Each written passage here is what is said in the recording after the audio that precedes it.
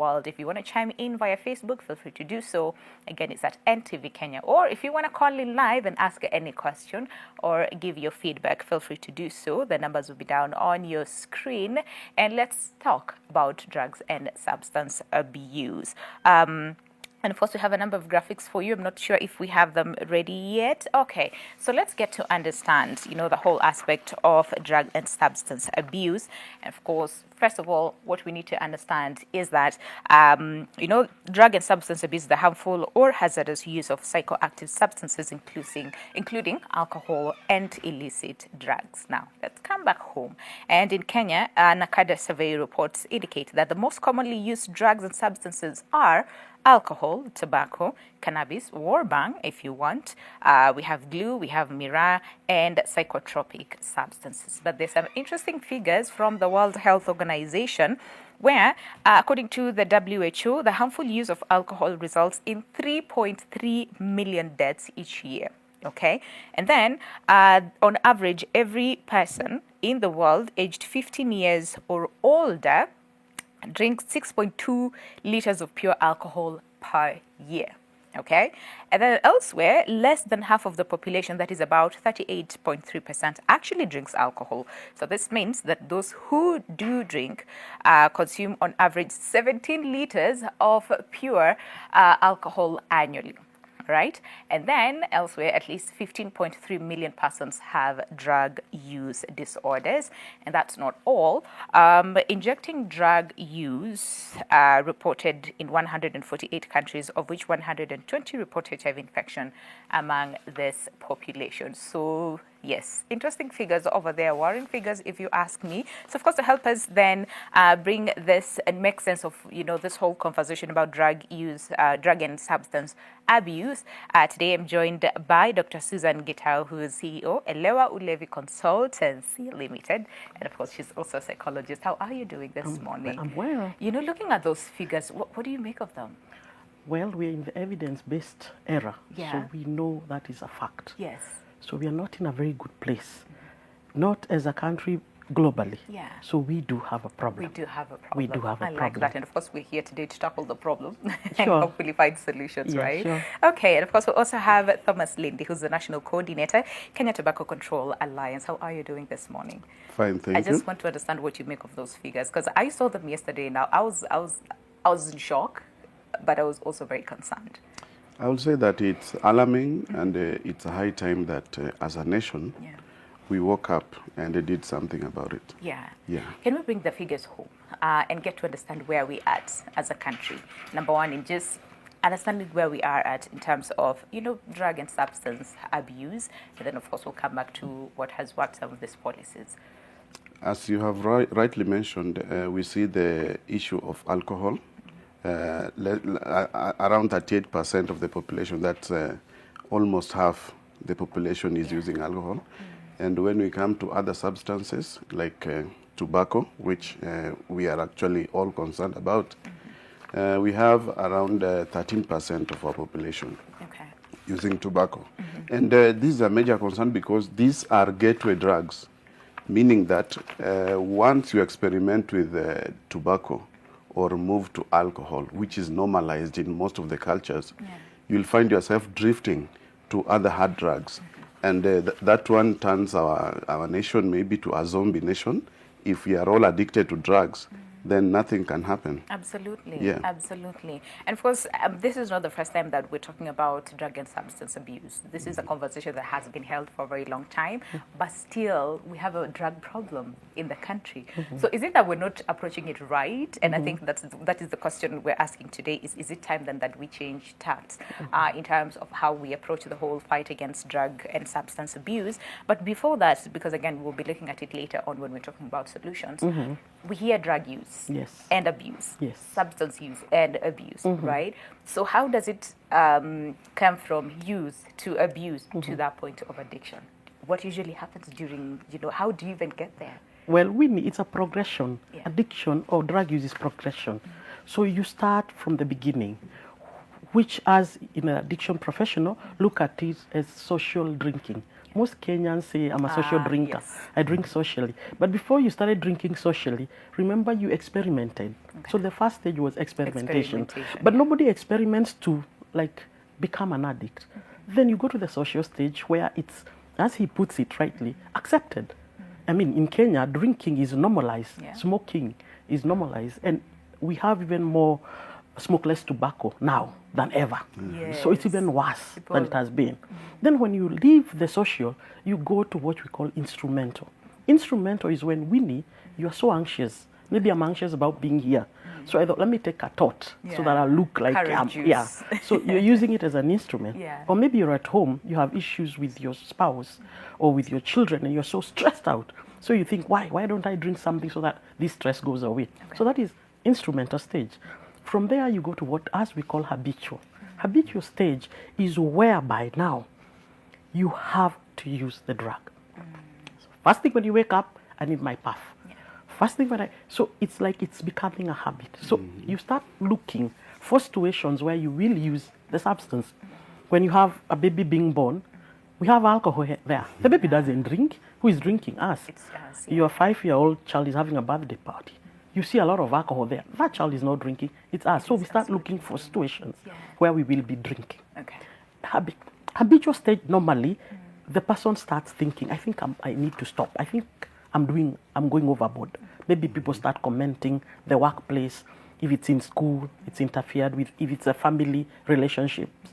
So this stage, normally, most people see it. Then the last stage, which we call compulsive. At this point in time, chemicals are running your life. Most likely you've lost your job, you've lost your family, so you have lost literally everything. So until somebody comes in and does an intervention for you, what most people have never learned, addiction is fatal. It is killing, as you saw. It kills, even here in our country. If somebody dies because they were knocked down by a car because they were high, we don't remember they were high. We say it was a road accident. If they die because they had maybe liver problems, we will look for something else. Rarely do we accept that we have an alcohol problem and that people are dying. So what we need to do is go evidence-based. So the right way of doing things now is evidence-based. So look at research that has been done. And in Kenya, we are so lucky. There's so much research going on. Nakada has awesome research people have done. So we use the research. Then we need people we are calling the clinicians. They should be very well trained. We are calling it a new profession because we are saying addiction profession is new. We have had clinical psychologists, counseling psychologists, but now we have a new thing called addiction professionals. So this clinician is so well trained and skilled that they are able to help now the client. So the client, I'm able to give him or her many things, not one way. Not just one before it was everybody goes to rehab. Yes. Not everybody needs to go to rehab. We need to do assessment. We need to do screening. We need to do psychoeducation. We need to do family therapy. So there are so many things that we need to do. And of course, we'll be highlighting some of these interventions later on because, like you said, sometimes we get it wrong. We get it wrong, thinking that we're trying to help a person who, again, is dealing with abuse. It's a progression. It's a progression. It's a progression. Like you said. But Thomas, let me get this from you in terms of now and what Dr. Susan just said, that we have normalized things like back then, talking about, for example, marijuana would be hush tones. You don't want anyone to hear you say. But now it's like in the open, and now we're using it in our campaigns right now. Imagine. What do you make of that?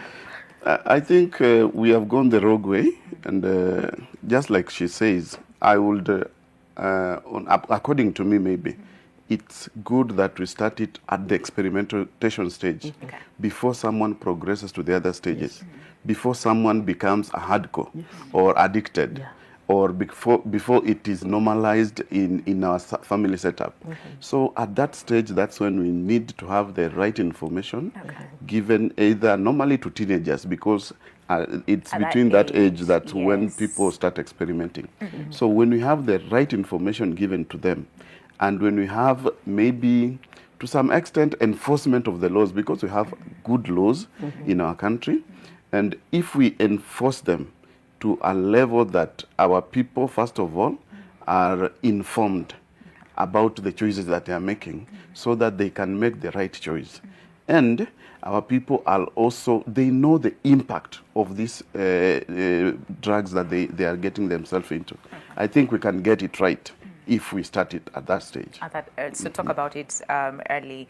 But then again, so there's one thing about talking about it, Yes. but there's also something else, and that is what we have in our households. Because like you said, now we're looking for all the reasons possible where we can just have some time to drink, have a good time. So, and what I know about kids is that they learn mostly by observing, you know. So you tell them, do not drink, this is bad, this is just for adults. They'll be curious, they want to understand, Kwani, what is it about this that the adults like this that we're not allowed to, we're not allowed to partake. So of course, I'll still come back to you, Thomas. Yes. But Dr. Susan, so we've talked mostly about the substance, you know, abuse and how it comes about and all those things. But there's also, you know, something about the prescription Medication, drugs, right? yeah. And the abuse. There's usually a very thin line most of the time in terms of, am I abusing it or am I just using it because I need it, right? For prescription drug, it's very easy to know whether you're abusing it or not. Okay. Because if it's not prescribed by your physician or your doctor, then definitely you're abusing it. If you're buying it over the counter, and it's supposed to be a prescription medicine. And when you're talking of the prescription medicine, in the street, they call them tap-taps. You know, you just tap-tap. You know, you just tap-tap. And they're available, of course, through rogue ways. But we are realizing if you find yourself that you have been prescribed something by your doctor, your psychiatrist, maybe you're having difficulty in sleeping or you're having other mental health challenges, they prescribe for you in a way that you will not get addicted. Okay. But when you find that every day for the next 10, 20 days I'm using sleeping pills, definitely you're abusing. So anyone, and especially our women, I work a lot with women groups, and you hear when you go for their chama, somebody in their handbag, they always have something. You sneeze, they have something for you. You know, you're in pain, they have something for you. Imagine. You say you're anxious, they have something for you. So I always ask them, who prescribed? And they say, no, we treat ourselves. People so are that tells walking you, around with drugs. Yes, they walk around in the bag. Yes. You know, so you can imagine that is serious abuse of prescription medication. And of course, we can't leave out the one that guys are put for when they're drinking. You know, we don't talk about the mchele much. And of course, it's going over. Now they're using the word dengumo because mchele is very common. Remember, these are drugs that is used to help people with mental health, rohypnol. But once I put it in your drink, Winnie, you've just had your normal drink. Because we also agree as addiction professional, there are people who drink and they don't have an alcohol problem and they will never have it. So assuming you're drinking your drink, I come in with the rohypnol. I don't need to put the whole tab. It will kill you. I just need to take a little. Just a little. I put it in your alcohol. What happens is something we call potentiation. Meaning whatever alcohol you had in your body, if I put then you this, add on. when you take it, it's like you've taken a whole mzinga instantaneously. Wow. So that's why people black out. They don't remember anything. And I'll take you, you're feeling like you're dying. Your breathing is difficult. I tell you, let's go to the ATM, say your number so that I get money, I get you to the hospital. Some guys are even taken to their house and somebody hammers. Everything goes. And you're just there. And when you wake up, you can't really remember what happened. So they're using those drugs in the wrong way. So who is teaching them? They are learning. So there are things they call D5. And you know, clearly that is a big problem. And listening to you, you know, say that, it goes to say that these things are just available. Yes. So then what does that say? Because like you said earlier on, we have good policies, but really we have this drug circulating, you know, all around us. If, you know, it's mchele. Literally. Mchele now you it's know, going dengue. Exactly. So what exactly does that say about our policies in terms of how easy it is to access, you know, some of those harmful drugs? Like she says, the drugs are like everywhere. When you go, someone can just bring a drug, get it out of the pocket when you have a need or something like that. And this is very dangerous. And just maybe to go back to what I had stated earlier, as I had mentioned, it's good that we nip it in the bud at the beginning. There's this good video that has been going around about Donald Trump, and he was also talking about drugs.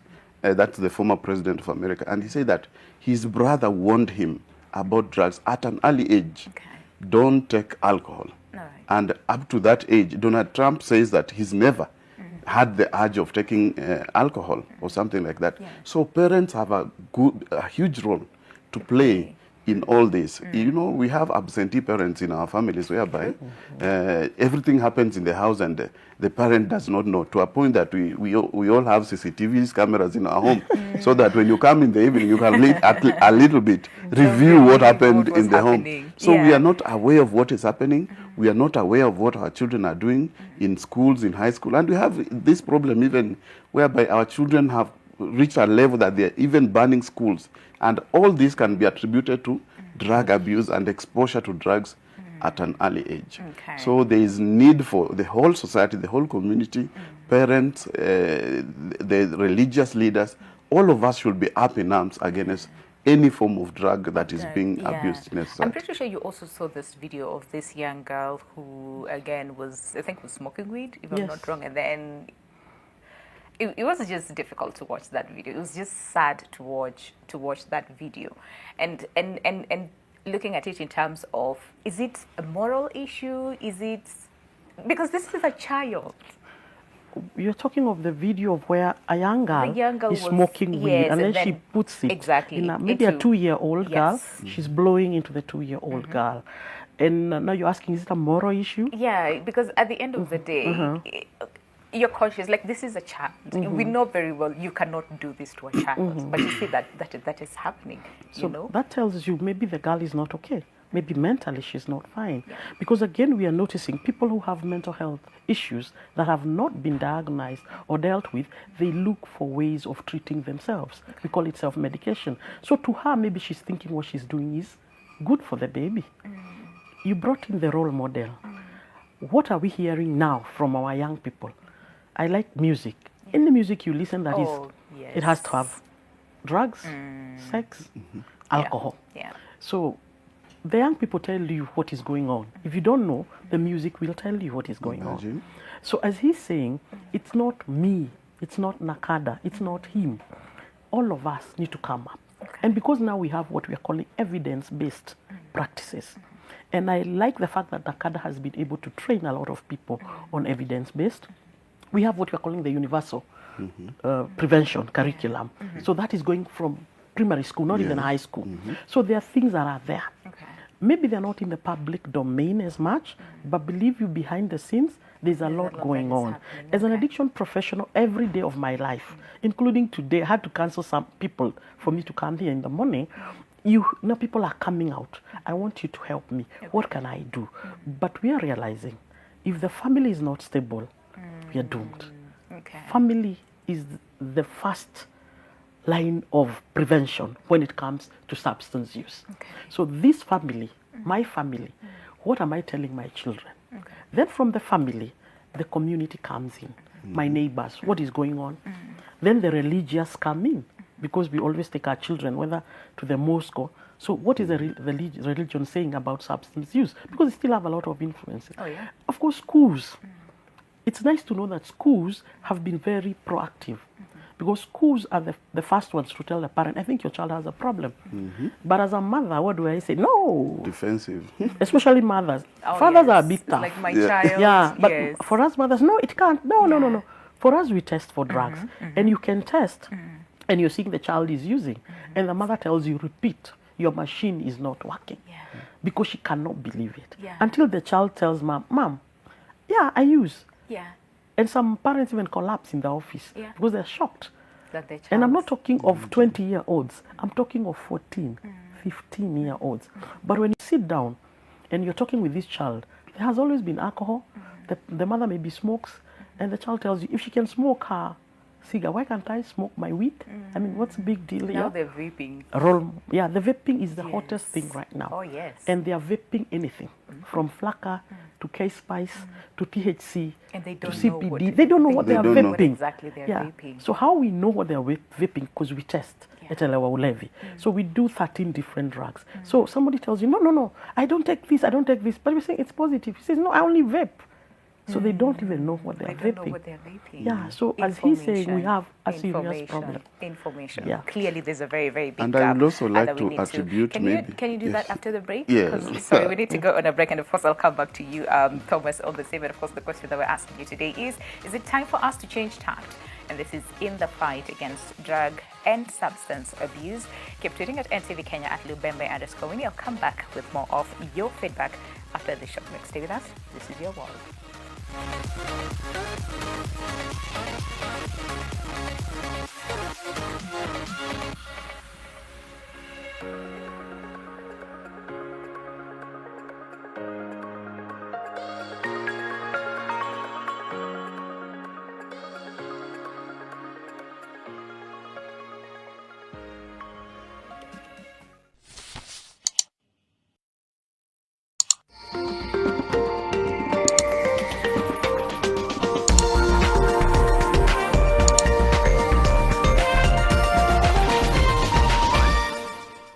The inaugural SOA Rising East Africa Conference will be taking place on the 23rd of June at the Hilton Doubletree Hotel along Ngong Road, Nairobi.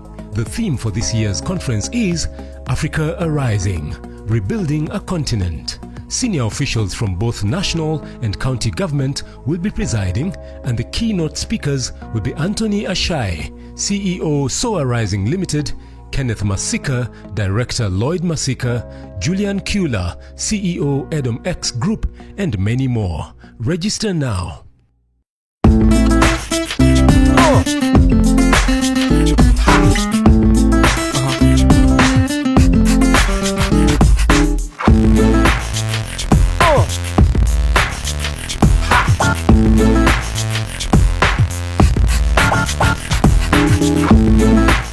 Panadol Baby and Infant starts to work on fever in just 15 minutes. Trust Panadol Baby and Infant to work on fever fast to bring back their cute smiles.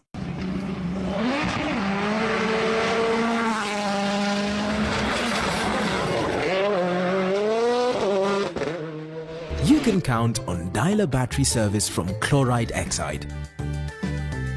We deliver a brand new battery when you need it, where you need it, and install it free of charge with easy payment options. Dial a battery. Convenience delivered.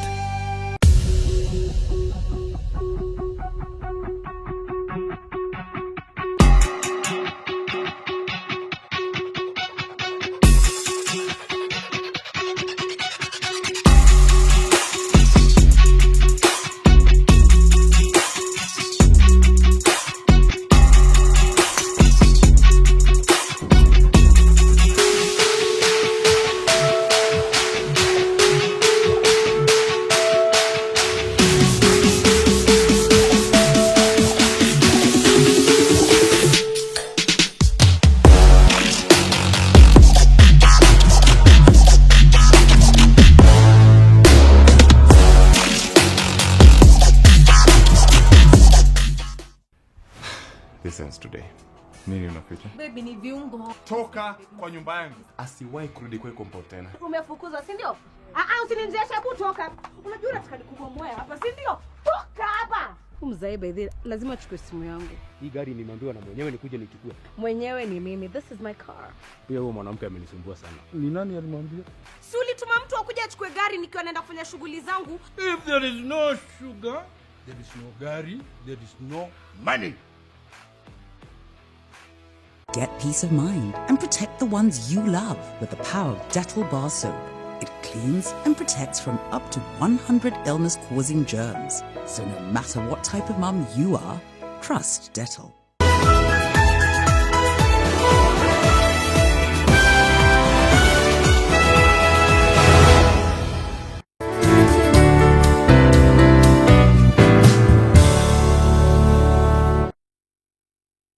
Over 15 million members are transforming Africa.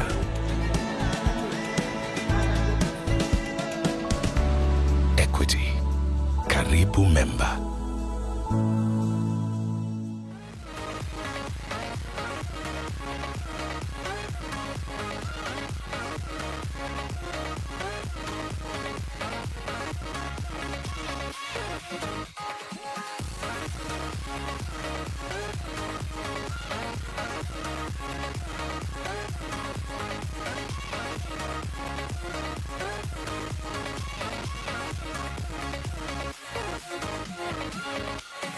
Right, welcome back. Glad you're still with us. Of course, the show is Your World, and today it's all about drugs and substance abuse.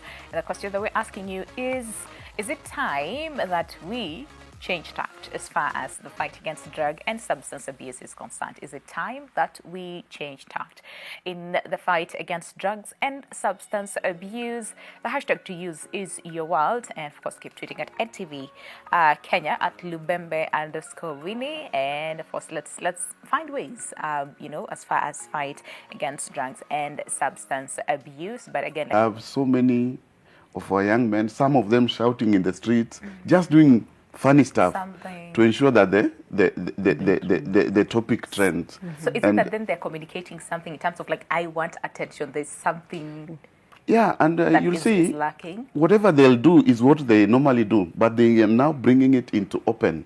Because I do this crazy thing behind the scenes, I want the world to see how crazy I am, so that I can trend, or maybe I get the attention of the world. And it may be a call for help. Because this person, for example, marijuana use, how do you smoke it and pass the smoke to a young child? And this has adverse effect to the developing brain of a young child. And we think that, I don't know if action was taken, but I would wish to know what happened after that. If the parents knew about it, or if they got wind of what happened, because everyone is also on social media. What happened after that? Because this young lady needs help. Absolutely. Yeah. Absolutely.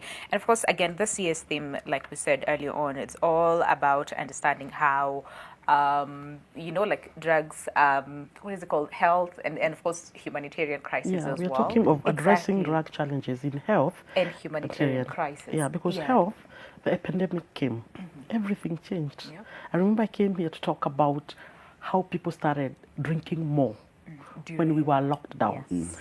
And when you're looking at the humanitarian crisis, we have war in Afghanistan, in Ukraine. What is that doing? Because people who use drugs are still affected, and maybe many more are running towards using drugs.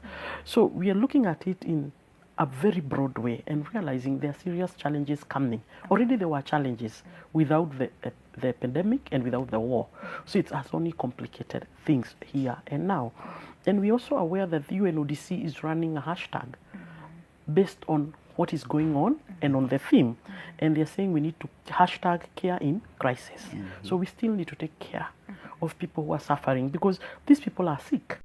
Most people, when I try to explain to them addiction, people ask, what is addiction? And I keep telling them, number one, it's chronic. It's a disease. It's a disease, It can disable you very easily. And if it's not managed or not treated, definitely it's fatal. So most people don't think that way. They think, kujitakia. I mean, you're the one who went to drink, you're the one who went to smoke. Can't you just stop? So they're not realizing it's a lot of things. There is how do you manage your stuff, genetics, your environment. So all these things are combined for you to have that disease, because it is a disease, which we call addiction. And we say it's a brain disease because it interferes with the circulation of your brain. So when you're there, you're actually sick. So we need to do an intervention. If none is done, and especially the way he's saying, when you're young, and we're talking below teens, when you're a teenager, the most predictive cause that you're going to become an addict is when you use, when your brain is developing. And that's why you are finding your brain for a young man develops until you're 25. So imagine the young people who are using until they're 25. So predictably, these are people who will have an alcohol or a drug problem in the future. So are we ready for that? No. We are not. We're not ready. We are not ready for that. Because for them, they're having fun. For them, they're not realizing what is happening to me now. I'm pretty sure you've also had parents who say, allow them to be teenagers. Not once, not twice. They're just growing up. I mean, they'll taste it and there's no fun in it, and then they'll just outgrow. The only problem, Winnie's have been in the field for long, for over 20 years. So there are people I saw who told me they're growing up. So fast forward. We are moving the kid from one rehab to another. So they're becoming institutionalized now. They cannot cope naturally because they mess them up completely in the name of let's allow them to be teenagers. Allow them to be. So addiction, it's progressive. So you think it's manageable now, in future will Yeah, will even at cry, workplace, will you not see want people that. who Yes. drink, Yeah. and you say, no, they're good. But then with time, it becomes unmanageable. Yeah. You cannot control You it. cannot control it. Yes. Yeah. And of course, again, Nakada has policies, in different areas, workplaces as well. I think during the break we were talking about how it's like people, I don't know if people have become craftier or the manufacturers sort of understand the need for the people, that now we're seeing different ways that sort of like manipulating, especially because now the smell is the biggest issue for so many people, especially when it comes to tobacco. So we have like this different ways that people are sort of manipulating on the same. I would say that with tobacco, there has been an increase in innovation of the tobacco products.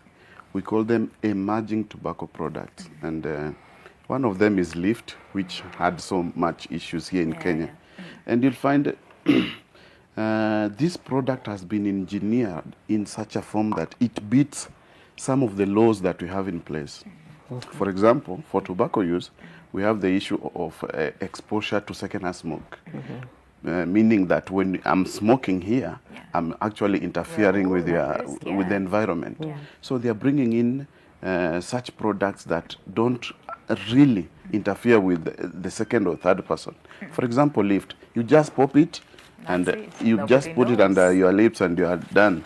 And we think that with the laws that we have, they still cater for this product. But we still have to come out more strongly, especially as a nation, allowing such products, e-cigarettes, pouches, and the kubers and all that to be dumped in our country is such a mess, because we'll have people dealing with, you'll become a watchman of, maybe if you're a parent, you may become a watchman, meaning that you have to smell your kid when he comes home.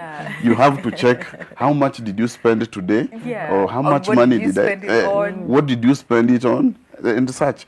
Because we feel that the laws that we have are sufficient, but when it comes to the enforcement aspect of it, such products should not be allowed just anyhowly to find their way in our market. Absolutely, absolutely. And of course, again, you're all about ensuring that, again, sort of like pushing the government to making sure that, again, we strengthen these laws, because like I said, yes, they're good, the policies are good, the laws are good, but then again, implementation is usually the biggest issue. So can we just understand what has worked, what has not worked, and what do we need to do? In the tobacco space, we have the Tobacco Control Act of 2007, and also we have the regulations of 2014. The act set up the laws that manage the issue of tobacco use. And the regulation, part of it is about accessibility of this product. We need to ensure that young men and women don't access the product, one. Also the sell to and buy minors. I'm basically basing my argument more on young children, because a lot of them, they don't know what is happening. So young children should not be allowed to sell or sold to. The product should not be sold to young men or women. So the age restriction, and that applies to most of the drugs like alcohol and such, because you are told that under 18, they use this common word that under 18 asipewe, meaning if you are under 18 years, you should not access any of the drugs that we have. And some of it is also the pictorial warnings on the tobacco product, which we feel that they need to be enhanced so that they are up to the level that we have. So the regulatory environment is quite good, but when it comes to enforcement of these laws, that's where we have a huge problem, because our enforcement agencies are so weak because of obviously corruption and many other negatives that come with it. And we find that though we have the law, though we have the Shisha ban, People are just shisharing everywhere. It's everywhere. That's the thing. Yeah. Imagine. It's So still happening. Yeah. it brings up the debate that you're bringing. Is it a time for us to change? Because we have the law here, we have the enforcement officers here, but they're not doing that. I mean, we've seen a number of law enforcers as well, sort of like colluding, and especially when it comes to like an aspect of illicit brews, where it's like, you know, the person there colludes with the person who makes them, and then anawapatia kitu kidogo, end of story. Biashara inaendelea. Biashara inaendelea, exactly. So you see, for such cases, this is the people who are supposed to enforce these laws that have been put in place, but it's like they're doing directly, you know, the opposite of what is supposed to be done. So then, where does that leave us? And I think it becomes so sensitive, especially if politicians start getting into this debate. Maybe we have another presidential candidate. I don't know who will say that alcohol will be free. Where will we be heading to? Because we already have one who says that marijuana will be legalized. Yes. And I will like that as he said. Will legalize. So I have yet to see any from. And you from see, with that, say, with such proclamations, yes, it emboldens even the users. Yeah. Because we knew that when you smoke bang, you'll be arrested and you'll go in for 10 years. Now, because it's a prominent person talking about it, legalizing it, even though he talks about the medicinal and such, but nobody takes that message. People just know that when you come into power, yes, sisi tutavuta. You know, according to again the UN Office on Drugs and Crime, there's a quote, and just allow me to read it. I think it's a question of perception, where they're saying lower perception of drug use risks has been linked to higher rates of drug abuse. And of course, one of the findings, again according to the UN Office for Drugs and Crime, that is of 2021 World Drug Report, highlight the need for close gap between perception and reality, right? And this is to educate the young people and safeguard public health. So what you're saying is, you know, when you say we'll legalize, people don't get to really understand that nitty-gritties as far as what exactly are you legalizing in this sense, as they're just saying, see, that's okay, you know, so that aspect of then perception. So how do we fight this? You know, that aspect of me, I'm taking it what I want to hear, not especially what when is you're really young. on the table. Yeah. When you are young, you will take what you want to hear. Yeah. Already, if we talk about tobacco, because like tobacco, people have like normalized it. The World Health Organization tells us tobacco kills more than HIV, AIDS, TB, and road traffic accident put together. 8 million globally. Tobacco kills more. Do you hear anybody talking about tobacco? When we talk of kubel, it's coming from India. It comes in tons through the Indian Ocean, and it's brought in for our children, because I see it's the young people who take. Nobody's telling them the most addictive drug in the world is tobacco. It's more than addictive than heroin, than alcohol, than cocaine. And that's a fact. And very cheap. Exactly. And what he said, once I start taking tobacco, I get addicted to it. Then I start looking for a higher high. So I'll still use my tobacco and add something else. Then add something else. So we are finding a lot of Kenyan youth are what we call poly-drug users. They're using more than one drug. But as he was using the word gateway, you started with something that even if your mother had kuber or tobacco, you atawacha. You know, you won't. Actually, they tell you, hatumi drugs. To them, tobacco is not a drug. Not a drug. That's what they tell you. Oh, hatumi drugs. Yeah. So what we are saying is we are in a very tricky situation here now. As a country, we have so many other problems. Bringing in the drug problem will always worsen what we have. So that's why we are talking of what we are calling evidence-based treatment, which we look at the stool, the Kikuyu, the African stool or three-legged. So we have to use the evidence-based. Because when we use the old way of doing things, taking a child to the police, a chapwe, kumfungia sijui wapi, jela, those things don't work. They've never worked. So we need to look at what is the evidence telling us. He's talking very nicely about educating people. That is good. And remember, children listen to teachers. And they will do, most of them will be able to be educated and learn. But as they're growing and they're negotiating adolescence, which is quite a trip, adolescent, the peer pressure is there. They're having issues with their self-esteem. They're having self-image. There's a social media telling them this, that, and that. So this child is confused. So if they're not stable at home, the way to deal with things is to go the drug way. Take this, you'll feel better. Use this, you'll feel better. Do this, you'll feel better. They're looking for feeling better. We are told in addiction, people who go in, they are not really going in to get addicted. No. They are going in to heal from trauma nobody knows about, from emptiness nobody is understanding, from they're not connected. We talk of connectedness. Yeah. That's what they are looking for. So if I'm connected with who are using drugs, let me go with them. Yeah. So we need to change using the evidence-based, where we are learning that if these children, the way they are young, can we motivate them to do things that would excite them? Can they learn how to skate? Can they learn how to swim? Can they paint? You know, you take their time because they have a lot of energy. Yes. And then upload them, affirm them at that point in time. So they won't need to do drugs to be affirmed by their peers. So there's a lot of work to do.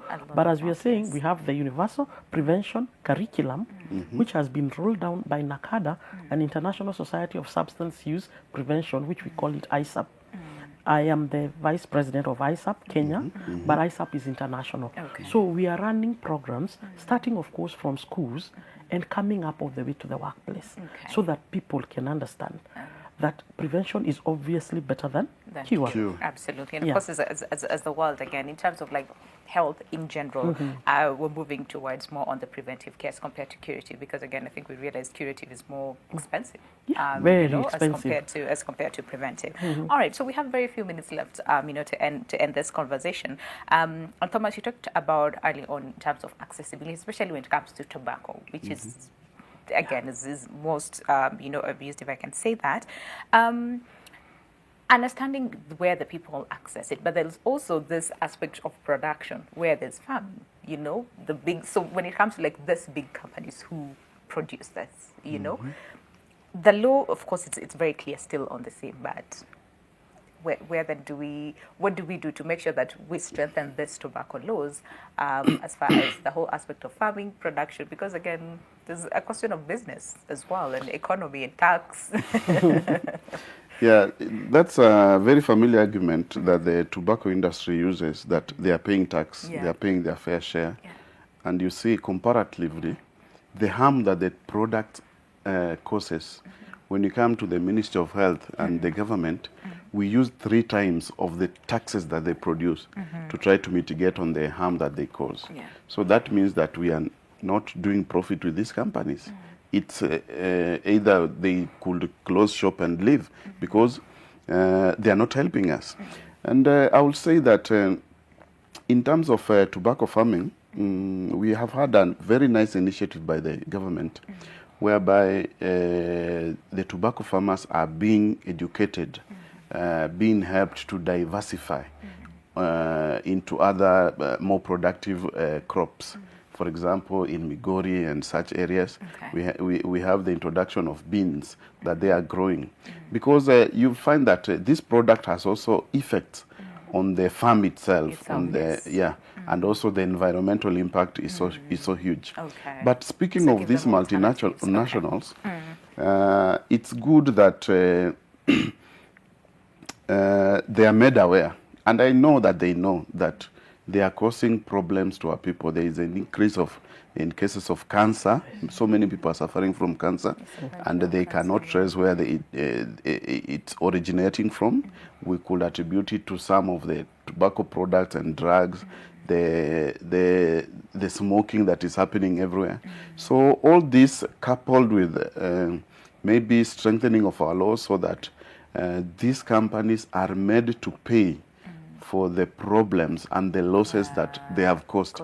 In the developed countries, people have sued these companies. For example, in America, there are people who sued the tobacco company because they were not made aware that they are indulging into a harmful activity. Okay. And we find that when this is done, when we strengthen our laws, when we call out these companies so that they can mop up the dust that or the harm that they are creating, we'll be able to move to a brighter future. Yeah. I like that. We have a caller on the line, Catherine from Naivasha. How are you doing this morning? Catherine, can you hear me? Yes, I can. Thank you very much for calling us this morning, if you can. So, do you have a question or do you want to chime into the conversation? Not really. Not really a question, but a contribution. Okay, go ahead. I'm thinking if you're going to do with this drug thing, we need to involve the parents very much. First of all, educate the parents. I've seen a situation whereby you tell a parent the child is taking drugs and we need to do a test. They'll go around and create some fake tests. So when you're trying to help the child or the student, you find that anywhere. So the parent colludes with the child, plus maybe a medic somewhere, and they come up with a fake result of the drug that is being used. So by the end of the day, you don't get anywhere. Absolutely. And I've seen it rampant in our colleges. But I think the parents need, or caregivers, need to be involved more than even the children themselves. Okay. Thank you. Thank you very much, Catherine, for that. And of course, Dr. Susan, I'm just going to allow you to also chime in into the same. And as I take that as your parting shot, in terms of, parent involvement as well, and this is in terms of helping, She's bringing it out very well because for us, we've been here and we do those tests. And as a level, we rarely change the test. Actually, we don't change. We just give it as it is. But parents will go elsewhere. To them, they're thinking education is more important. But this child is already using. So if you cover it up, there's no intervention that is going to be done. But if we see this where the child is, then we can come up with interventions of helping this child not to become an addict and also helping this child to deal with the issues that are making them use, because there's something that is making them use. So drug testing, even as Nakada said, it's supposed to be done by an addiction professional, not any medic, because any medic who does it, even if they see all these things are positive, they give you the results back, go where you're going. But when it's done by an addiction professional, who is, most of us are certified and accredited by NACADA for us to do that, then I know, I have data, I will follow up. I'm able to give the same data to NACADA, and they know Susan so and so from this and this place. You follow it up. So my parting shot is the most important people to understand issues of substance use is the parents themselves. But then again, the parents of today, you guys, you see what you're doing. You're drinking in front of the kids. You're taking them out for outing. You're drinking. You're smoking. They're saying that. So we think we need to change our how are we bringing up our children? Yeah, nobody wants their child to be in drugs or addicted. Absolutely. Yeah. Thank you very much, Dr. Susan Thomas. Very quickly, in terms of then strengthening, our laws and even our borders, which can be quite porous. Yeah, our borders are porous. We have so much illicit products coming to the country. And my call is upon the enforcement agency, the government, to ensure that these products that are being dumped into our country they don't find our way, they don't get into the country. And that means that we have to have a very good enforcement structure that will help us to move to the next level and protect the population. And maybe to finish up, just as she says, our parents must wake up. Our parents must wake up and protect the generation. Don't be protective to your children, but try to guide them as you gather information on what they are doing. Absolutely. Yes. Absolutely. All right. And I think that is where we have to end the show. Today, parents, the responsibility at the end of the day lies with the parents. And as much as, yes, there are, authorities and institutions, to fight the same, but of course, parents also have a role to play. Dr. Susan, thank you very much for coming by today, as well as Thomas, driving the conversation on drugs and substance abuse. But of course, the conversation continues online. So that is at NTV Kenya at Lubembe_Winnie and NTV Kenya on Facebook as well. We'll see you tomorrow morning, same time, same place. But for now, God bless and enjoy the rest of your viewing. Goodbye.